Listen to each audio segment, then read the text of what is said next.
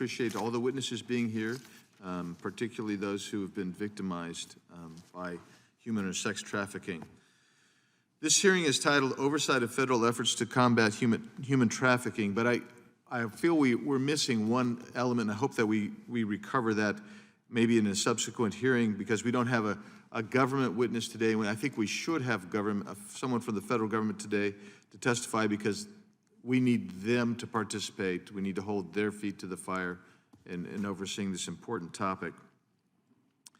And I believe every other Republican on the subcommittee would welcome an opportunity to interact with a Biden administration official so we can do that proper oversight.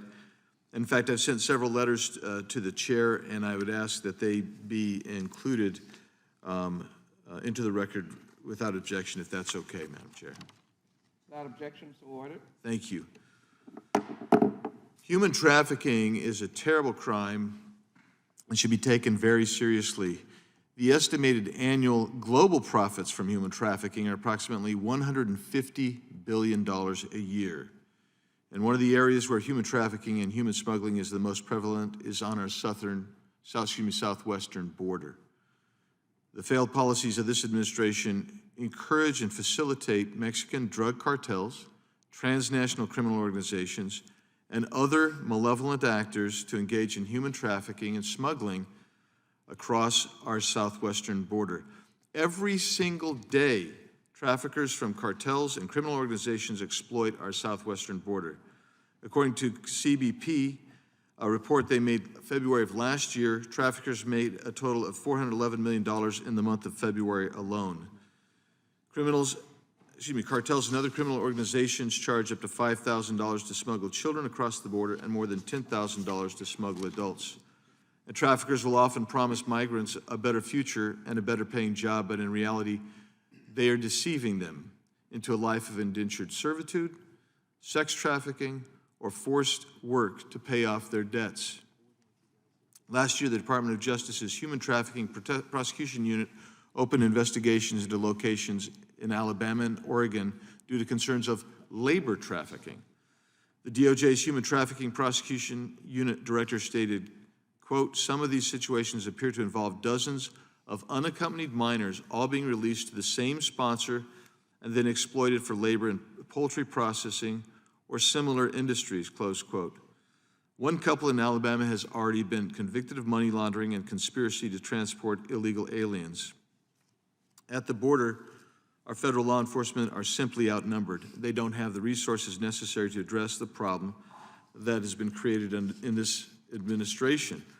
After HHS placed a UAC with a sponsor, case managers are supposed to call it's called a well-being follow-up call to determine if an unaccompanied child who has been placed by Health and Human Services is safe and if the sponsors are complying with their responsibilities. This February, HHS informed me that, quote, there are 19,726 sponsors who could not be reached. Think about that. That means that HHS cannot verify the safety or well-being of nearly 20,000 children who've been placed into charge of this government. We don't know where their sponsors are. It means we don't know where those children are. Because of a loophole created by the TVPRA, DHS is required to turn over unaccompanied children from non-contiguous countries to HHS so they can place these unaccompanied children with sponsors, and yet we can't keep track of 20,000 of them. We've lost track of 20,000. This particular policy is a magnet that leads to parents sending their children to the U.S. alone, knowing that they will be released. In a recent trip to the border, I know, and I'm giving you numbers and I'm giving you dollar amounts, but everything that I'm talking about includes a face of some innocent victim. So on one recent trip to the southern border, I met with an agent, and we talked about this particular issue, children being trafficked. Excuse me.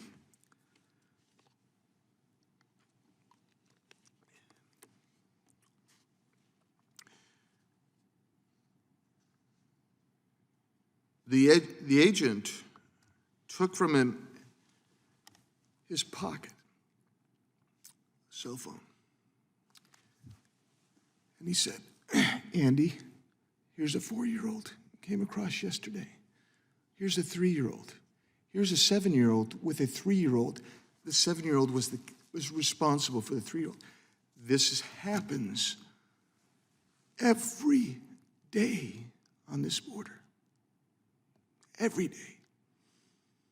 It's inhumane, and it is a failure of this government. So I've introduced legislation that will close the loophole.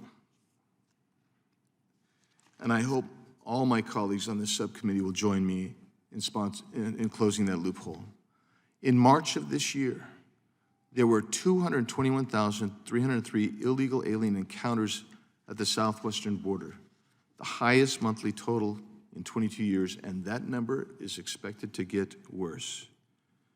If Title 42 is rescinded, even DHS has said that's 18,000 encounters daily.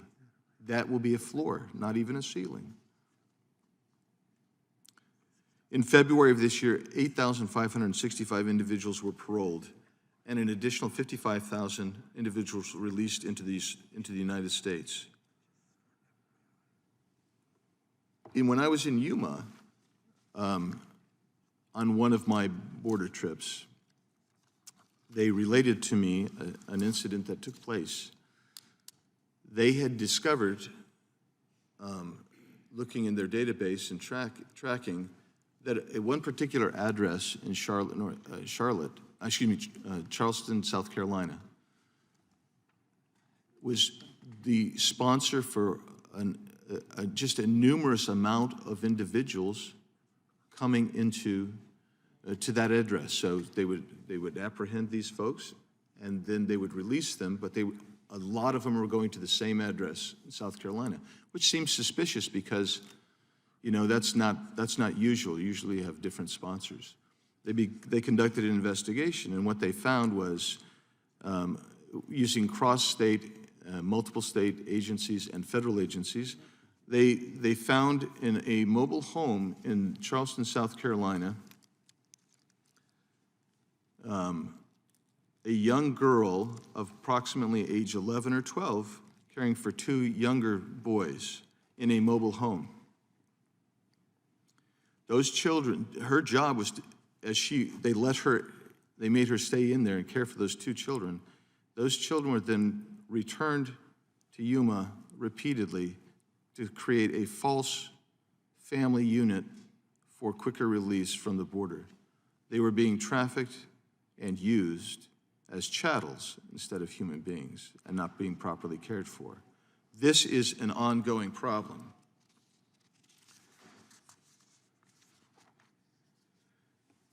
Detroit, FBI office in Detroit, just last week released an important report warning us about increased threat of sexploitation and online exploitation. This is in Detroit just last week.